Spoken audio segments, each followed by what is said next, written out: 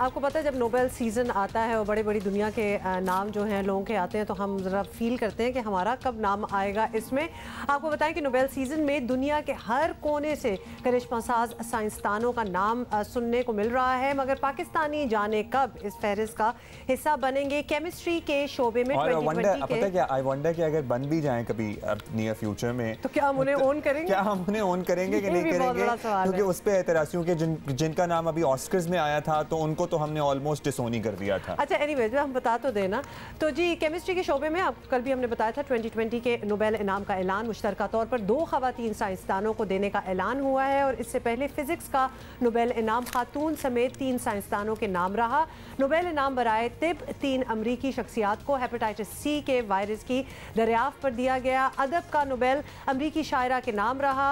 आज अमन का नोबेल दिया जाएगा, जबकि पीर को माशियात यानी इकोनॉमिक्स में इस अवार्ड के फाते का नाम सामने आएगा। अच्छा, इसी पे बात करते हैं। वफाक के वज़ीर साइंस और टेक्नोलॉजी फवाद चौधरी साहब ने हमें ज्वाइन किया है। फवाद साहब बहुत शुक्रिया, थैंक यू, गुड मॉर्निंग।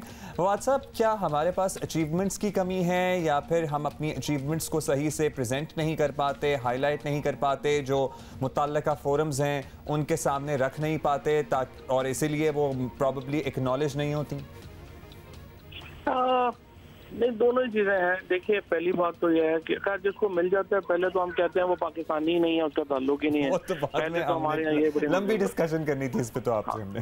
और दूसरा जो है वो ये है कि देखिए, ये जो जैसे साइंस के फॉर एग्जांपल नोबेल है, इनाम है, ये सारे एक्चुअली आप डिपेंड करता है कि आपकी यूनिवर्सिटीज कहाँ खड़ी हैं, आपके स्कूल कहाँ खड़े हैं, आपके कॉलेजेस कहाँ खड़े हैं। क्योंकि ये जो हार्डकोर रिसर्च है या ये जो आप इनोवेशंस देखते हैं, ये तुक्के में नहीं होती। अभी भी अगर आप देखें, ये जो नोबेल प्राइज मिला है वैक्सीन के ऊपर जो मिला है, इनके पीछे एक बहुत लंबी सीरीज होती है एफर्ट्स की और बहुत लंबी सीरीज होती है इन्वेस्टमेंट्स की। आप मतलब अगर आप फॉर एग्जांपल, बहुत सारे लोग कहते हैं कि पाकिस्तान में हम वैक्सीन क्यों नहीं बना रहे ये कोविड की, तो सिर्फ एक अमेरिकन कंपनी जो है उसको यूएस गवर्नमेंट ने $3 बिलियन दिए हैं वैक्सीन के ऊपर रिसर्च करने के लिए।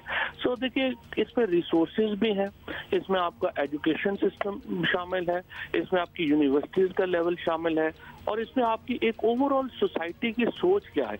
जहां पर भी सोसाइटी में भी ये हो जाए ना कि ये चीज, इसके अलावा अगर आप सोचेंगे तो आप या काफर है या गद्दार है या वो है, वो ओवरऑल एक जो सोसाइटी का माहौल है वो भी हमारा सपोर्ट नहीं करता। तो फवाद, यानी आपके कहने का मतलब ये लग रहा है कि हमारी कंसंट्रेशन जो है, हम किसी और चीज़ों में बिजी हैं और हमारी कंसंट्रेशन इस तरफ नहीं है। आपसे पूछना चाहेंगे कि हुकूमत का इस मामले में कितना अहम किरदार हो सकता है? हुकूमत किस तरह इसको फ़रोग दे सकती है? साइंस रिसर्च मांगती है और जाहिर है इस पर काफ़ी पैसे भी खर्च होते हैं, तो आपकी हुकूमत ने साइंसी रिसर्च के लिए कितनी रकम अभी तक खर्च की है या फिर एटलीस्ट डिवोट की हुई है कि इस एवेन्यू पे हम डालेंगे? देखिए जी, हम तो खैर माशाल्लाह पाकिस्तान दुनिया का शायद कोई उन चंद मुल्कों में होगा। 2008 में जब हुकूमत ख़त्म हुई तो हम 0.64% अपने जीडीपी का साइंस और टेक्नोलॉजी के ऊपर खर्च कर रहे थे। जब 2018 में हुकूमत खत्म हुई तो हम इसको आधा कर चुके थे, 0.24 पे आ गए थे। So Pakistan is probably the only country in the world जिसने अपना साइंस और टेक्नोलॉजी का बजट और रिसर्च का बजट जो है वो आधा कर दिया। बाकी तमाम ममालिक जो हैं उनमें ये ऊपर हुआ, पाकिस्तान में नीचे हुआ। अब इसमें बजट तो एक चीज़ है, इसके साथ जो सबसे इम्पोर्टेंट चीज़ है वो ये है कि हमारे यहाँ ये एक तो पैसे होते नहीं हमारे पास, दूसरे हम पैसे ज़ाया भी बहुत करते हैं। हमारे जो अगर आप देखेंगे कि जो सारे सिस्टम्स हैं उनमें अभी आकर के मैंने मैपिंग कराई कि R&D हो क्या रही है हमारे यहाँ, पैसा जा किधर है। वो इतने महकमे एक ही काम में लगे हुए हैं और ना किसी का सर है ना पैर है। सो फ्रेंकली इसको काफ़ी रीडू करने की ज़रूरत है और इसको रीडू करने के लिए जब तक हमारे मुल्क में हमारा एक एप्टीट्यूड जो है वो आएगा नहीं। और मैं हमेशा आपके प्रोग्राम में भी कई दफ़ा कह चुका हूँ, रूटीन के आलू मटर गाजर बेच के आप कभी ऊपर नहीं जा सकेंगे। हमारा फोकस 2 चीजों पे होना चाहिए, डिजिटल टेक्नोलॉजीज के ऊपर और बायो टेक्नोलॉजीज के ऊपर। अच्छा, डिजिटल की आप बात कर रहे हैं इनफैक्ट वाटसन, आपको पता है कि आईटी एक बहुत बड़ी एक्सपोर्ट भी बन सकती है पाकिस्तान की, इनकलाब भी ला सकती है मुल्क की तरक्की में, लेकिन ज़ाहिर है हुकूमती प्रायोरिटीज़, आपको पता ही है आईटी की वजारत सियासी ट्रेड और ये मुफाहमत के तौर पर इस्तेमाल होती है, क्योंकि जब तक इसको सीरियसली नहीं लिया जाएगा हम कैसे तवक्को करें कि चलें दोबारा कोशिश करेंगे, बिकॉज अच्छे जवाब भी मिल रहे थे। So we are just going to, क्या पता वाकई लाइन डिस्कनेक्ट हुई हो। नहीं वाकई क्या, आई एम थिंकिंग कि वाकई हुई है। तो we are going to try to speak to Fawad Chaudhry once again, but Fawad का भी वैसे थोड़ा सा इस तरफ उन्होंने इशारा ज़रूर किया है कि जो हम लोग, हमारी सोच है, we get very busy in other things even as a nation. तो हम किसी और आरे लग जाते हैं, किसी और चीज़ पे चले जाते हैं। हालांकि अगर आप बाकी मुल्कों में देखें, ये नहीं कि वहाँ वो सब कुछ नहीं हो रहा होता जो हमारे यहाँ हो रहा होता है, लेकिन डिपार्टमेंट्स हैं जिन्होंने जो काम करना है वो लगे होते हैं अपने काम करने में, undeterred by what else is happening. At the same time Fawad कह रहे थे कि सोसाइटी के कल्चर अगर कोई अचीव कर ले कि या तो वो गद्दार होता है या किसी और मुल्क का एजेंट होता है या खुदा न खास्ता काफिर होता है, तो इसको इस तासुर की नफ़ी में हुकूमतें किरदार अदा कर सकती हैं।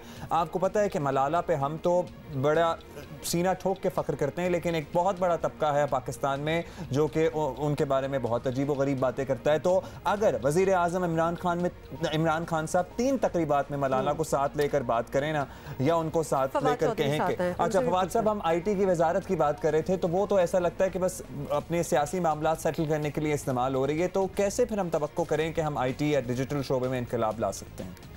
देखिए जी, आईटी में भी मैं आपको बताऊं, ये हमारा आगाज, जैसे पहले भी मैं आपको बताऊं, बड़ा रॉबस्ट हम लोगों ने आगाज किया था। अगर आईटी में भी आप देखें तो हमने 1976 में हमने फाइबर ऑप्टिक पाकिस्तान में बचानी शुरू की, and the credit goes to Zulfikar Ali Bhutto, जिन्होंने 72 में ही was the first science and technology minister of Pakistan, और 76 में हमने फाइबर ऑप्टिक का प्रोजेक्ट शुरू किया। अनफॉर्चुनेटली हमने आके जो बहुत गलतियां की, एक गलती हमारी ये थी कि हमने अपनी सिविल R&D और मिलिट्री R&D को बिल्कुल एक दूसरे से अलहदा कर दिया। ऐसे दुनिया में नहीं होता, अमेरिका हो, चीन हो, इसराइल हो, आप आईफोन उठाते हैं उसमें जो 10 आपकी ऐप्स हैं वो एक्चुअली डिफेंस की ऐप्स हैं।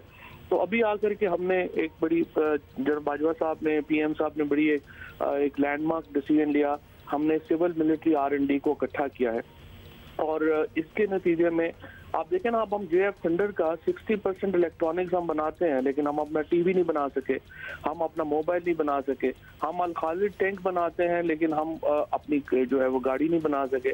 तो एक तो सिविल मिलिट्री R&D का इकट्ठा होना बड़ा जरूरी था।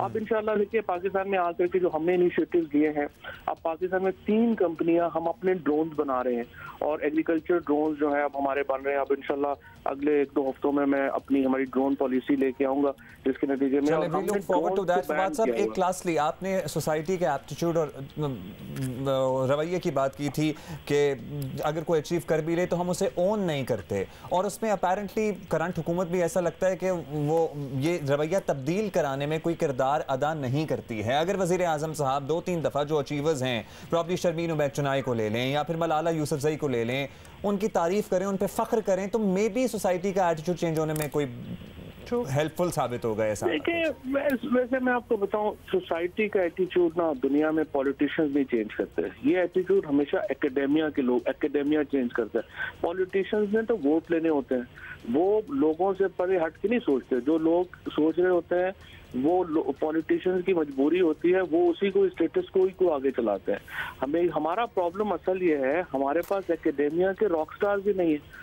दुनिया में। अगर आप वो भी changes, sorry we are short on time but we get your point. आपने you have made your point. बहुत बहुत शुक्रिया हमसे बात करने का। वैसे तो हम जैसे लोग भी होते हैं बहुत बड़ी, क्योंकि पॉलिटिशियंस ने वोट लेने होते हैं, इसलिए वो उसी स्टेटस को वोट देते हैं। हमारी भी सुनो।